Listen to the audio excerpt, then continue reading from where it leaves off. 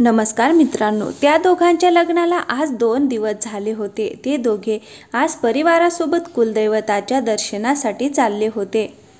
सचिन सर्वांच्या नजरा चोरून तेजस्वीकडे पाहण्याचा प्रयत्न करत होता, पण का कुणास ठाऊक, परंतु तेजस्वीचं लक्ष सचिनकडे नव्हतं।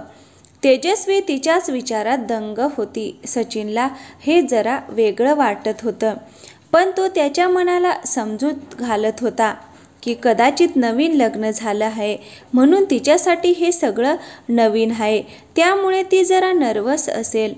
तेजस्वी दिसायला तशी सुंदर होती, त्यामुळेच तर सचिनने जेव्हा तेजस्वीला पाहिलं तेव्हा त्याने लगेच लग्नाला होकार दिला। तिचं ते भरदार शरीर, रेखीव चेहरा, गोरा रंग आणि ते लांब सडक केस आणि लग्नानंतर तिचं शरीर अजूनच खुलून दिसत होतं, पण मात्र तिचा चेहरा पडलेला होता।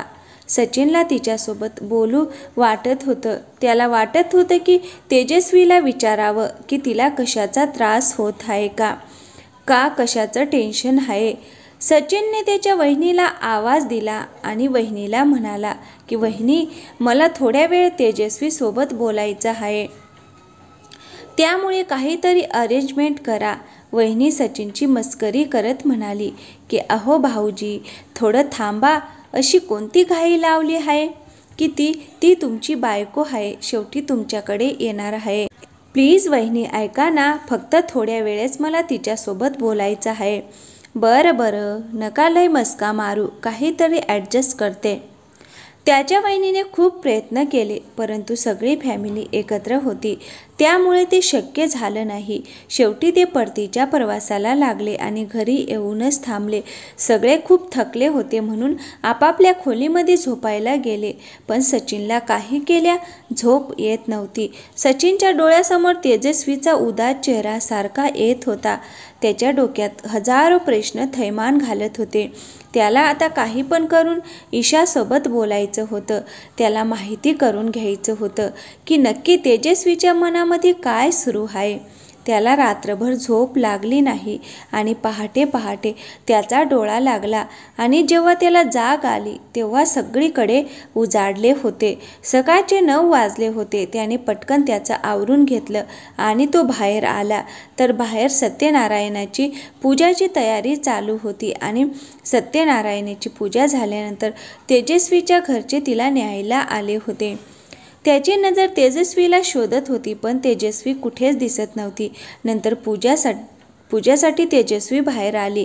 सचिनने जेव्हा तेजस्वीला पाहिलं तेव्हा तो बघतच राहिला, कारण का ईशाने मोरपंखी रंगाची पैठणी घातली होती। अंबाडा घालून त्यामध्ये तिने मोगऱ्याचा गजरा माळला होता, हातामध्ये हिरव्या बांगड्यांचा चुडा, चेहऱ्यावर केलेला हलकासा मेकअप, थोडीशी रेड कलरची लिपस्टिक आणि कपाळावर लावलेली चंद्रकोराची टिकली।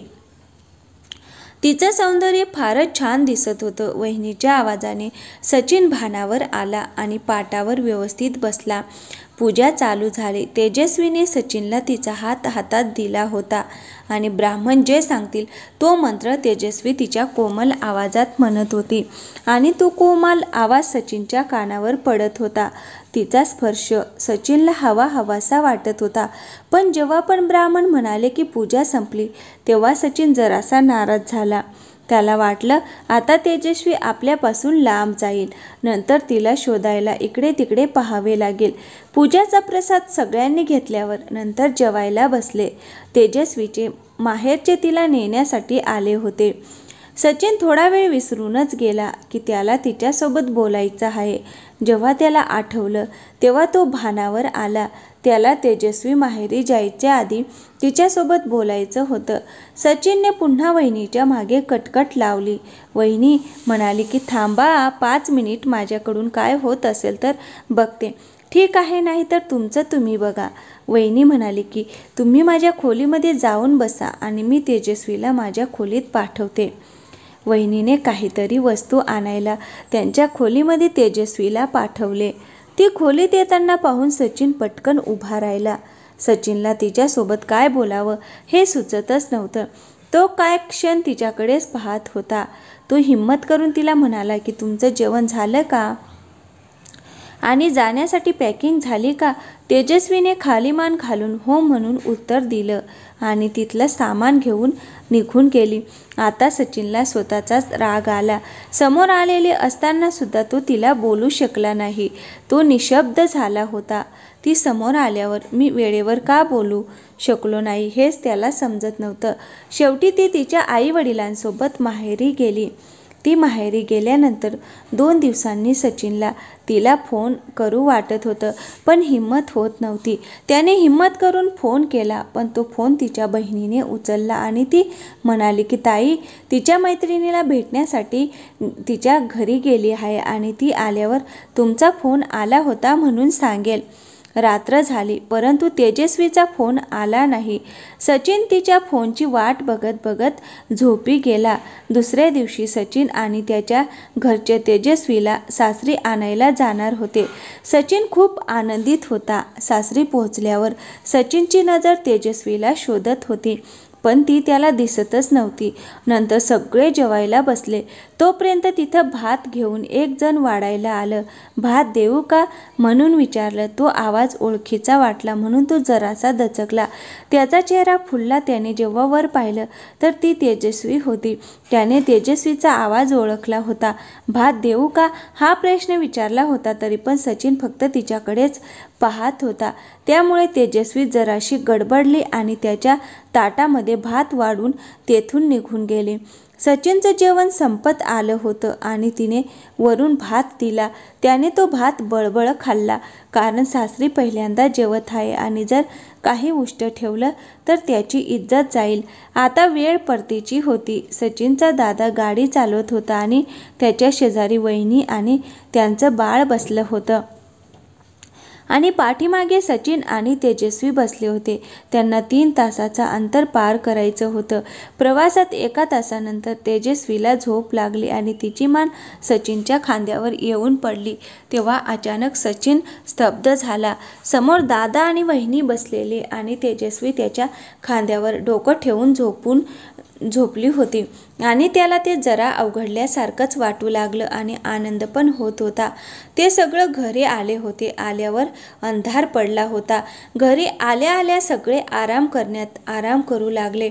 वहिनी तेजस्वीला घेऊन अर्धा तास कुठेतरी गेली होती.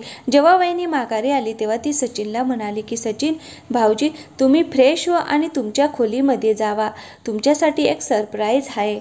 तो जेव्हा खोलीमध्ये गेला त्याला समोर पाहून आश्चर्यचकितच वाटलं. त्याची रूम आज त्याला वेगळीच दिसत होती. सगळ्या फुलांनी बेड सजवली होती आणि तेजस्वी बेडवर बसली होती आणि त्या रूममध्ये तेजस्वीला पाहून तो जरासा आनंदित झाला. तो हळूहळू तेजस्वीकडे जाऊ लागला. तिच्या चेहऱ्यावरून त्याला जाणवलं की ती खूप थकली आहे. सचिनने तिला विचारलं की तेजस्वी तू थकली आहे का? तिने मानेने नाही म्हणून सांगितलं.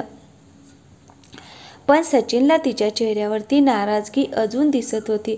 त्यांनी ठरवलं की आता काही पण झालं तरी ती नाराज का आहे ते विचारायचंच आहे. सचिन म्हणाला तेजस्वी मला तुझ्यासोबत काहीतरी बोलायचं आहे. तेजस्वी तिच्या मंजुळत आवाजात म्हणाली की हो बोला. आपलं लग्न झाल्यापासून तू मला नाराज असलेली दिसत आहे. काय झालं आहे? काही प्रॉब्लेम आहे का?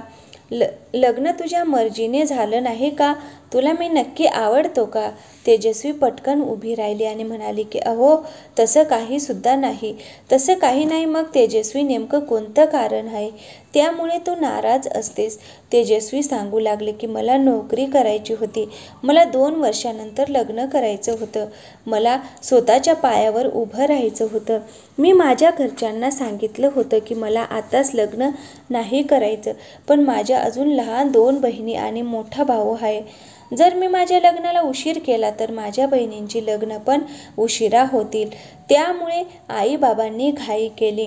तुम्हाला पाहिलं तेव्हा तुम्ही खूप आवडला आहे.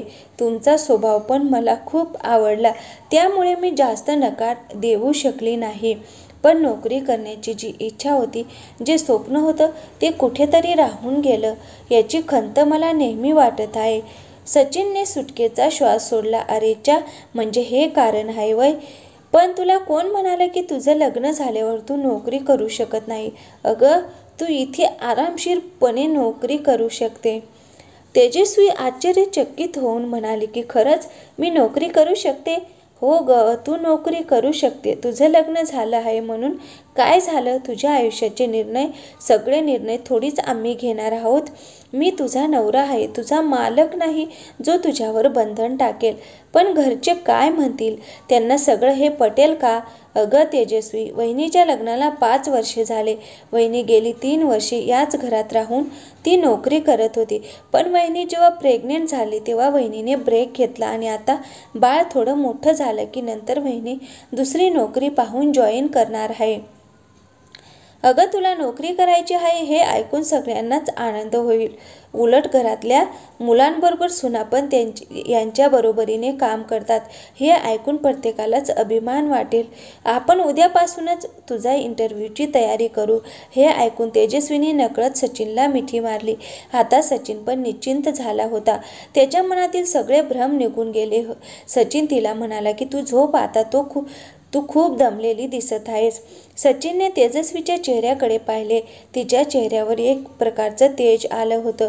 तिचा चेहरा फुलला होता. आता खरं तिच्या चेहऱ्यावर नव्या नवरीचं तेज दिसत होतं.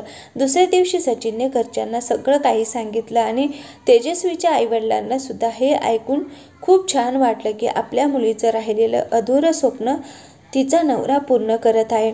तेजस्वी स्वतःला खूप भाग्यवान समजत होती की सचिनसारखा तिला समजून घेणारा नवरा मिळाला आणि सासरचे माणसे पण खूप प्रेमळ होती. तर मित्रांनो, कशी वाटली तुम्हाला ही कथा? कमेंट करून नक्की सांगा. कथा आवडली असेल तर लाईक करा, शेअर करा आणि आमच्या चॅनलवरती नवीन असाल तर प्लीज चॅनलला सबस्क्राईब नक्की करा. थँक्यू, धन्यवाद.